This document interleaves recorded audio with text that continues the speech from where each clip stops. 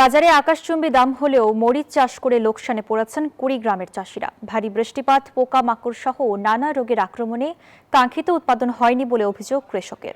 বেশি মূল্যে মরিচ আমদানির কারণেও লাভ থেকে বঞ্চিত হচ্ছেন তারা। নানা ধরনের পরামর্শ দিয়ে সহযোগিতা করছে কৃষি বিভাগ। হুমায়ুন কবির সূর্যের পাঠানো তথ্য ও চিত্রে ডেস্ক রিপোর্ট।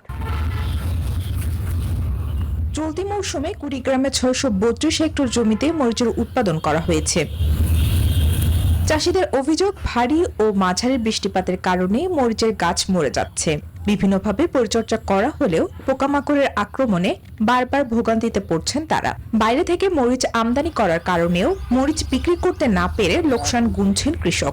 গাছের ওই যে পাতা ওই রকম হওয়া নাইছে, এরকম মরে গেলে টাকা পয়সা খরচ করিয়া আবাদ করি, এতে কৃষক কিভাবে বেচবে? বৃষ্টির কারণে মরিচের ক্ষেত নষ্ট হয়ে গেছে, অল্প অল্প মরিচের ভর্তি এসে গেছে, এখন তাহা উঠবে না।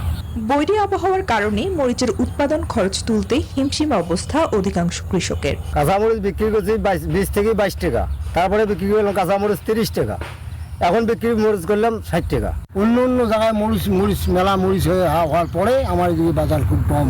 পোকার আক্রমণ থেকে কৃষককে বাঁচাতে নানা ধরনের পরামর্শ দিচ্ছে কৃষি বিভাগ। বৃষ্টিপাতের কারণে আমাদের মরিচ গাছে কিছু কিছু জায়গায় হয়তো পানি নিমজ্জিত হওয়ার কারণে তাদের উৎপাদনের ক্ষেত্রে একটু বিঘ্ন হচ্ছে। পোকার আক্রমণ বা এই জাতীয় আমাদের কৃষককে, আমাদের পোষক কৃষক কর্মকর্তারা তাদেরকে পরামর্শ প্রদান করছেন কিভাবে ফসল উৎপাদন করা যায় এবং পোকামাকড় থেকে তাদের রক্ষা করা যায় সে বিষয়ে সার্বিক সহযোগিতা এবং পরামর্শ প্রদান করা হচ্ছে। দাম চড়া থাকলেও লোকসান। কুড়িগ্রামের মরিচ চাষিদের ঘুরে দাঁড়ানোর লড়াই সারা বছরের। Desk report, news 24।